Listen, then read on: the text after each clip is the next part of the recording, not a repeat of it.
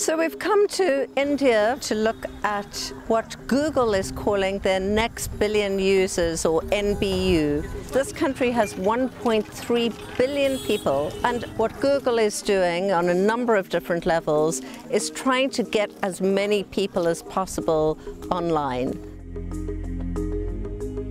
Our mission is to get India online, right, and make the internet useful for them. We have 400 million people connected to the internet. There are 1.3 billion. 1.3 billion number is also growing, right? So effectively, you have to get 1 billion Indians online. And we are taking a very, very long-term view on this, right? This is not a 3, 5, 7-year view. So Silicon Valley brings a great ecosystem of innovation.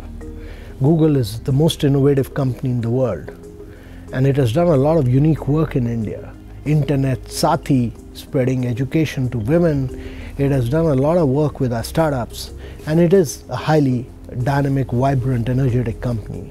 We like to work with it because it brings in globally the best practices. The types of services that users in these marketplaces actually use, they want to connect with families, they want to their family and friends, they want to shop, they want to get education, which is going to be a little bit different than the services that we provide in other marketplaces, and so we want to enable them, which is why we spend so much time and effort with those ecosystems.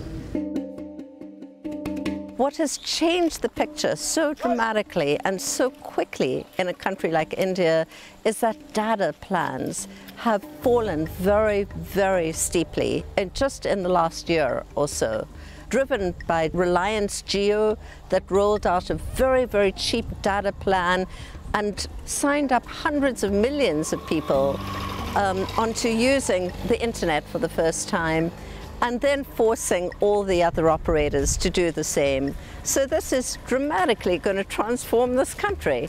The last 2 years, we believe we've fundamentally disrupted not just the mobile ecosystem, but the digital landscape in India. And it is very evident because in our first 171 days, we had over 100 million subscribers. And in our first 24 months, we have over 250 million subscribers. When data prices go from 250 rupees a gigabyte down to 20 rupees a gigabyte, actually today you can get it for 10 rupees a gigabyte, you know, that basically takes away the affordability barrier, right?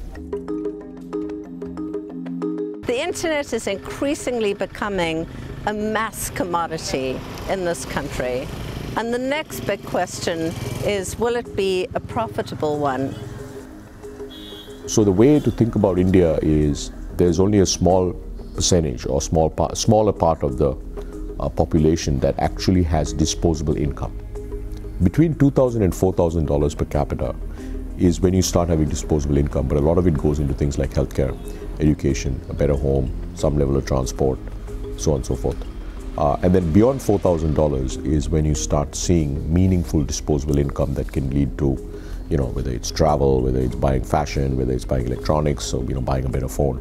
So when I say it's going to take a long time, it's because it's going to take a long time before the large population of India, right, the majority of India, gets to have meaningful disposable income.